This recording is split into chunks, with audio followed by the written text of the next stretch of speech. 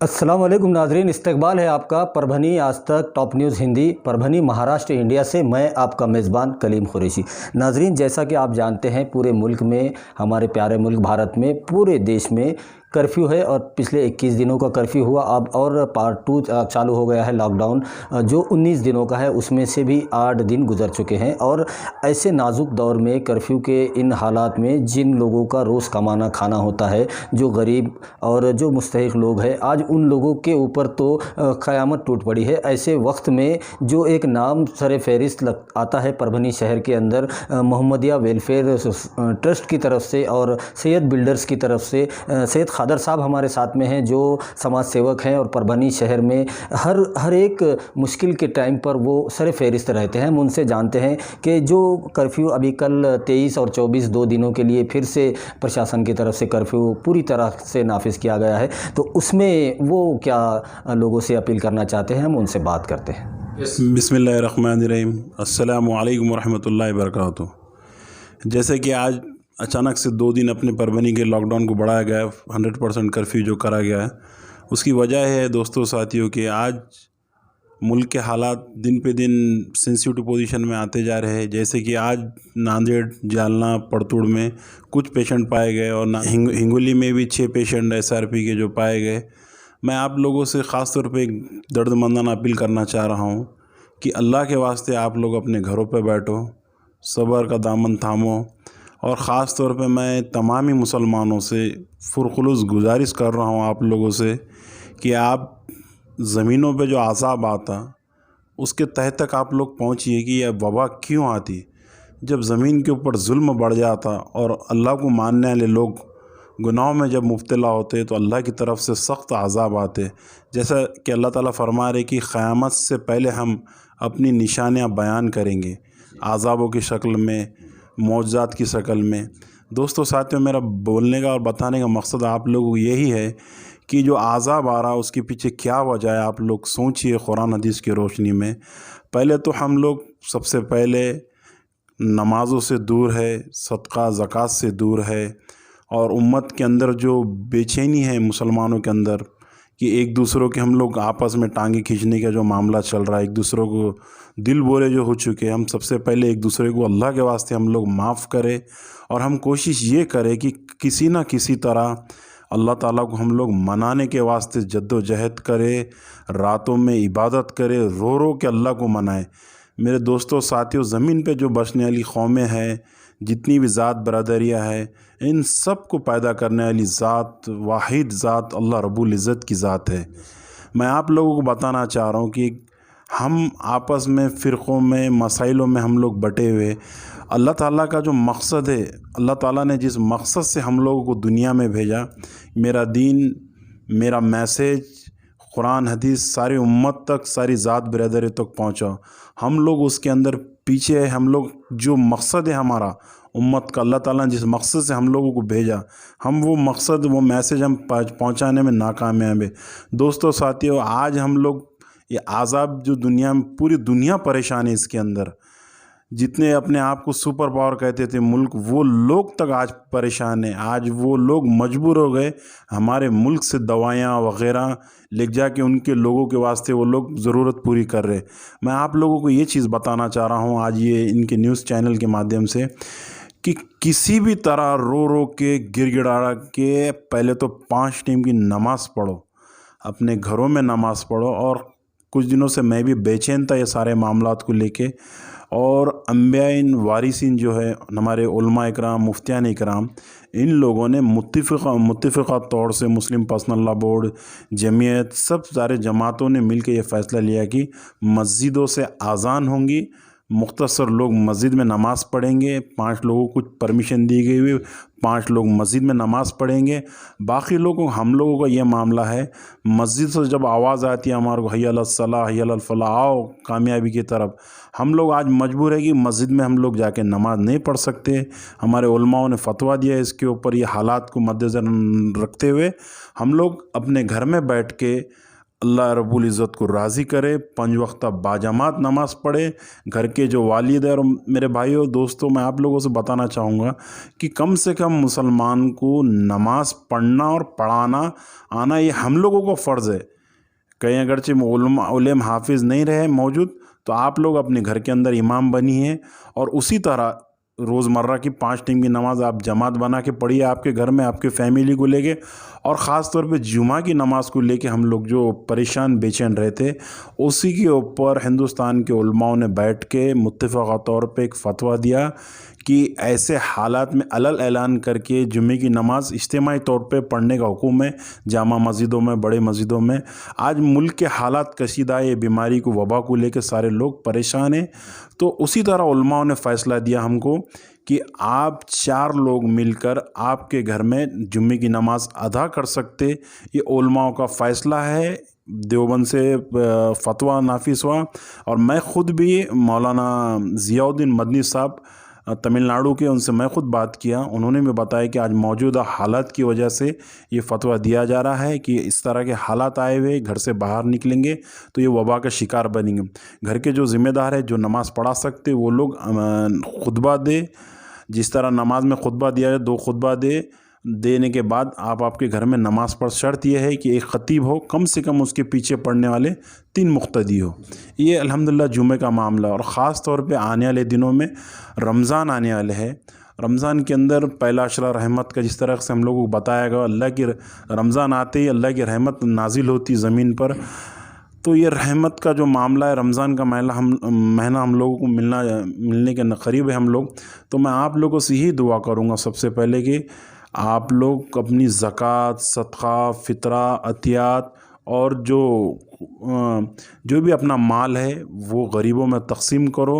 और कुछ लोग ऐसे अपने शहर के अंदर बाइज़्ज़त शहरी है, उनके हालात सही नहीं होने की वजह से वो किसी की चौखट पे जाना पसंद नहीं करते। खुददारी की वजह से घर में वो लोग भूखे रह रहे।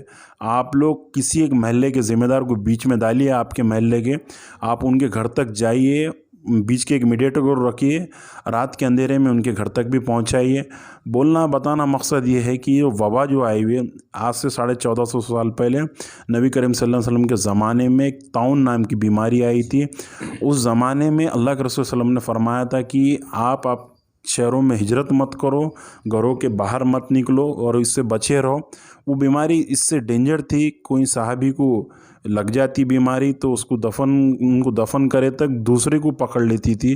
फिर सब अल्लाह ताला का एक जो भी मामला है, अल्लाह बेहतर जानने वाला है क्यों हो रहा, मगर बहरहाल जो भी अल्लाह के रसूल ने दुआएं करी, उसके बाद ये बीमारी रूहे ज़मीन से ख़त्म हो गई। आज जो फिर से वापस से लौटी, कहीं ना कहीं हम लोग गुनाह में मुब्तला है, अल्लाह को राज़ी नहीं कर सक रहे। जो भी हमारे मामला थे, अपने तन्हाई में बैठ के किसी न किसी तरह अल्लाह से राज़ी करिए और आपस में मोहब्बत, खुलूस, इत्तेहाद से रहिए। और हमारे शहर के अंदर जितनी भी ज़ात बरादरियाँ हैं, अल्हम्दुलिल्लाह कई लोग बदमुट्ठी अपनी मदद कर रहे, कई संस्थाएं, सारे लोग रोड पर निकले हुए मदद के वास्ते। उसी तरह अल्हम्दुलिल्लाह आने वाले दिनों में भी रमज़ान का मामला है, सुरखुरुमे का जो भी किट वगैरह रहती है, आप आपके तौर पे जमा करिए, आप आपके तौर पे सारे घरों में पहुंचाइए। ऐसा ना हो कोई हमारे पड़ोस का आदमी भूखा रहे और कल बरोज़े महशर में हमारी पकड़ हो। हमारे को खाली इतना ही चीज़ एक ज़हन में रखना है कि हम जो कुछ भी मामला कर रहे सिर्फ़ और सिर्फ हमारे अल्लाह रब्बुल इज़्ज़त को राज़ी करने के वास्ते कर रहे, और ये वबाएँ हमारे शहर से दूर होना। और उसी तरह मैं आखिरी बात आप लोगों को ये कहना चाहूँगा कि आज पुलिस, कलेक्टर ऑफिस, नगर पालिका, डॉक्टर्स, कहीं ना कहीं ये बेचारे अपनी जान जोखिम में डाल के आज पुलिस को, वो लोग हमारे वास्ते रोडों पर आ रहे, हम लोगों को बार बार बोल रहे घरों में जाओ। मैं आप तमाम ही लोगों से गुजारिश करना चाहूँगा कि आप लोग अपने घरों में रहो जब तक ये वबा ख़त्म नहीं होती और रमज़ान का महीना आ रहा। आप लोग अल्लाह को राज़ी करो, घरों के बाहर मत निकलो। और जो मैसेज ये जाना चाहिए उम्मत मोहम्मदिया सल्लल्लाहु अलैहि वसल्लम का कि जो हमारे अकाबिरीन ने, जो उलमाए किराम है हमारे, वो अगरचे हमारे कोई बात बताते तो हम उनके ऊपर जमना, उलमाओं से ज़्यादा हमने हमारा दिमाग नहीं लगाना। वो अल्लाह के रसूल के अंबिया के वारिस है, उलमा जो हमको बात बताए उसके आगे हमने हमारा दिमाग नहीं लगाना। सारे लोग बेचैन हैं कि रमज़ान का मामला है, फिर उसके बावजूद भी हम अपने घरों में कैसी नमाज़ पढ़ना, मगर अब उलमाओं के आगे हम लोग नहीं जा सकते। तो हम वहाँ आके थम जाना, जो उलमा बताएंगे हम लोग उस पर अमल करना है। पुलिस भी सख्त मेहनत कर रही है, रात दिन रोडों पर है। उसी तरह परभनी के डॉक्टर्स रोडों पर है, रात दिन उन लोग मेहनत कर रहे। परभनी के महापालिका अच्छी मेहनत कर रही, वो लोग भी रोडों पर है। ख़ास तौर पे हमारे शहर के कलेक्टर साहब, तहसीलदार साहब, ये रात दिन रोडों पर आके लोगों की मदद कर रहे हैं। इंशाल्लाह आप तमाम ही लोगों से मेरा आखिरी बात यही बोलना है कि आप अपने घरों पे रहिए, अल्लाह के वास्ते घरों पे रहिए। और कुछ लोग शर फैलाना चाह रहे हैं मुसलमानों को लेकर, ख़ास तौर पे कि मुसलमान ये कर रहे, मुसलमान वो कर रहे। हमको ये बताना है कि हम लोग क्या कर रहे, जो भी करना है हमारे अल्लाह को राज़ी करने के वास्ते आप लोग घरों पे रहे। जो हम लोग पे ऐब लगाए जा रहे हमारे जमातों पे, इस पे सारे जो मामलात पे उछाड़े जा रहे, हम अपने अखलाक बताए। सब तुम अल्लाह के रसूल की एक हदीस है कि तुम में से बेहतरीन मोमिन वो है जिसके अखलाक अच्छे हैं। इंशाअल्लाह ताला भी अखलाक बताने का जो टाइम आया हुआ है, इंशाअल्लाह हमारे अखलाक बताइए, अल्लाह हमारे से राज़ी होंगे इंशाअल्लाह। और जो लोग शर फैलाना चाह रहे हैं हमारे अखलाक से, वो लोग ख़त्म होंगे। कोई शर के इसमें और अफवाह पे हम लोग को किसी किस्म का ध्यान देना है नहीं। जो भी मस्जिदों से, जो भी उलमा से हमारे को गाइडेंस आएंगे, इंशाअल्लाह ताला हम लोग सब मिल के उस पर अमल करेंगे। वाक़ई दाना अल्हम्दुलिल्लाह रब्बिल आलमीन।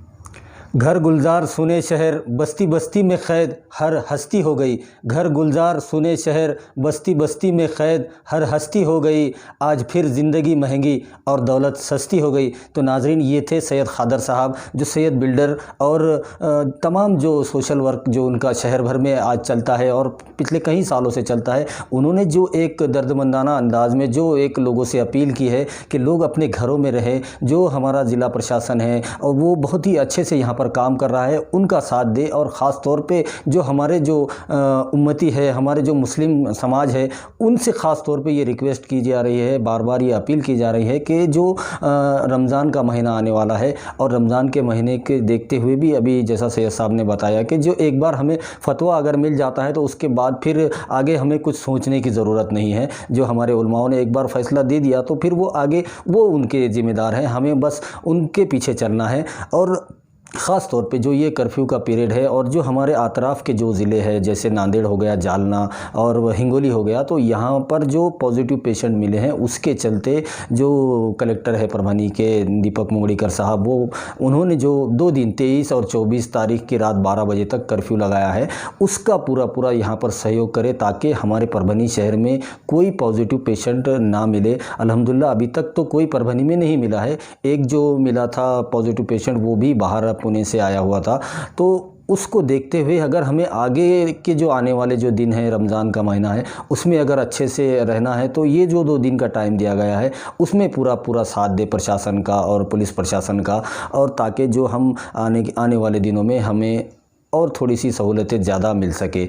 इस तरीके से आज जो वक्त है हमारे ऊपर, ये काफ़ी परेशानी भरा वक्त है, क्योंकि देखो आज मस्जिदें बंद हैं, मंदिर बंद है, गिरजा गुरुद्वारे हर चीज़ बंद है।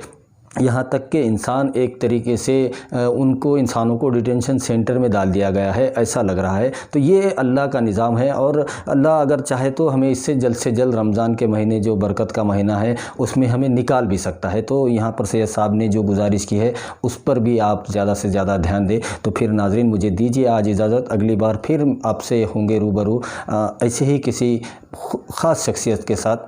अल्लाह हाफिज़। परभणी आज तक आप हमारे YouTube चैनल को लाइक करें, कमेंट करें, शेयर करें और सब्सक्राइब तो जरूर करें। आपकी आवाज परभणी आज तक। आप हमें Facebook पर भी फॉलो कर सकते हैं। सैयद अकील